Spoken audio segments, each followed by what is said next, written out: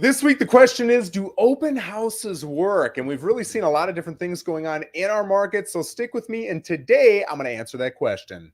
You better get fired up. I am fired up, baby. I hope you're fired up too. I appreciate you joining me as we do every single Monday at 11:30. And today we're going to answer the question, do open houses work? Now, that's kind of a loaded question, and I'll explain why. Everything that we do has a certain level of, or I should say, odds of working, right? A lot of the leads that I buy, we know that the conversion rate on our leads is about 1 to 2%, meaning I need 50 to 100 leads for one to close. And that's just part of the math. It's part of the game. It's the system. So we know that if we want 3-4 closings a month, we're going to need maybe 300-400 leads a month. It makes complete sense. So when we're looking at open houses, do open houses tend to sell homes? I'll tell you this, and I'm completely making this up, but I would guess that I've been doing this for 11 years. I would guess that I do an average of 3 open houses a month. That's 36 times 11. That's 360. Let's just say that's 400 open houses. I have taken a lot of the buyers that I've met in those open houses, and I have sold them homes. I have taken a lot of the people walking through that open house, and they have said, hey, we're also looking to sell our home. We're just down the street, and I have listed their homes and sold them. I have knocked doors in preparation for the open house. I have made cold calls in preparation for the open house. I've put advertisements out in preparation from the open house. I've put signs out in preparation for the open house. All of those things get me buyers and sellers. It's great for me. It's wonderful prospecting in efforts to find new clients, but that's not the question. The question is, does it work for you, the seller? And I'll tell you this, out of roughly, I'm guessing 400 open houses, I have sold that house to a buyer who walked into that open twice, right? So 2 out of 400, that's 1 out of 200. Now you might think, well, Joe, that's not enough. I don't want to waste my time. I don't want to clean the house. I don't want to Let's just not do open houses if you're telling me my odds are 2 out of 400. But I would say this, you've got additional things going on because of that. Because it shows up as an open house, you're going to have people who look at it. They want to go to the open, but they just can't make the open. But that's the thing that gets it in front of their face. And now they reach out to their agent and they schedule a showing for a week later and it sells, right? Or it may be that I am knocking doors and handing out flyers before the open house, and the guy who answers the door seems rude and off-putting and just not interested, but he takes my flyer and he gives it to his daughter, and his daughter calls me a week and a half later and ends up buying the home. And I don't even know it came from the flyer, right? She didn't even tell me.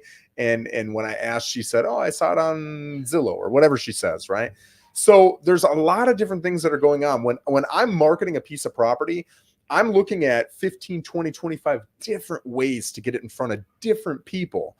I want it in front of locals. I want it in front of not locals. I want it in front of people who are on laptops, people who are on phones, people who are reading newspapers, people who are, whatever. I want to be thinking of every single possible outlet a buyer can be thinking of. And I want to get in front of them in that way. That's why I door knock. That's why I cold call. That's why I do the Google pay-per-click leads. That's why we do the social media leads. We're doing all of that.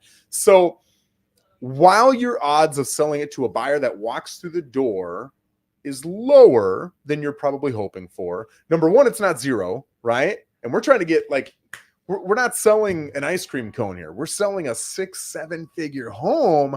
Let's really be hitting on all cylinders with everything we're doing marketing wise, right? Even if it's a 2 out of 400 shot, let's take that shot, because 2 times we're going to win, right? That's going to be awesome. But don't forget about all the other things that we're not directly seeing that are wins, right? You're getting so much more exposure. You're getting in front of so many more people. It's a great excuse for me to be able to circle prospect, which is another fancy term for cold calling people. If I cold call a neighborhood and I say, hey, my name's Joe Rosen, you think about buying or selling in the next 12 months? I'm going to get a lot of hangups. But if I call and say, hey, James, hey, this is Joe Rosen. I'm a local realtor here in Port St. Lucie. One of your neighbors down the street is actually selling their home, and they're having an open house this Saturday from 11 to 12:30. And we know that a lot of times the people who end up buying a home are the people who are friends and family with people already living here. So I just want to reach out to you first, see if you had, maybe any family, friends who would be interested in living somewhere in your vicinity. And now, yes, if I make one of those calls, it's probably going to be a failure. But if I make 300 of those calls, I'm going to get 2, 3, 4, 5, 6, 7 people who are either showing up to the opens or maybe they can't make the open. We'll get another showing, we'll have a discussion, and we'll get an offer on the table. So should you do opens? If it's that big of a pain in the butt, if it's that tough to coordinate, sure, you can skip them and it's probably not going to have a huge impact. But once you start getting into the mindset of let's shut down this opportunity, then I'll see you saying, I'm also not going to take weekend showings. I'm also not going to take night showings when I'm home. You're going to do a bunch of things that are comfortable for you. You want to be uncomfortable for a month or two. Like you want that home to look awesome and you want it to be in front of as many people as possible. If you want the most money, if you want convenience, you can get it.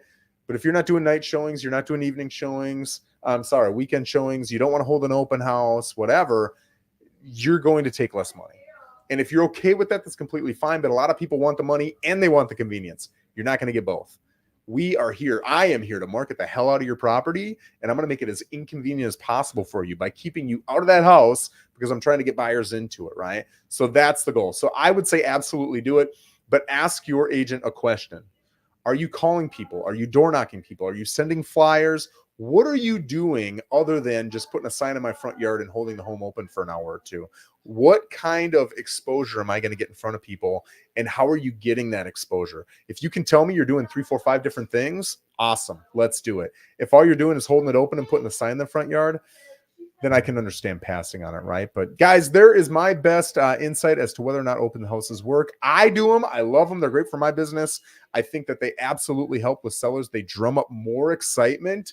And even if I don't get anybody coming through that open house, I might have an agent who sees that I'm having an open house and all of a sudden FOMO kicks in, right? The fear of missing out. And their client comes in $5,000, $10,000 over asking because they're fearful of what's going to come through that open house. So sometimes it doesn't even matter if people come through. It's creating that FOMO in people that gets us the solid offers. There you go, guys. Have an amazing Monday. We'll see you next Monday.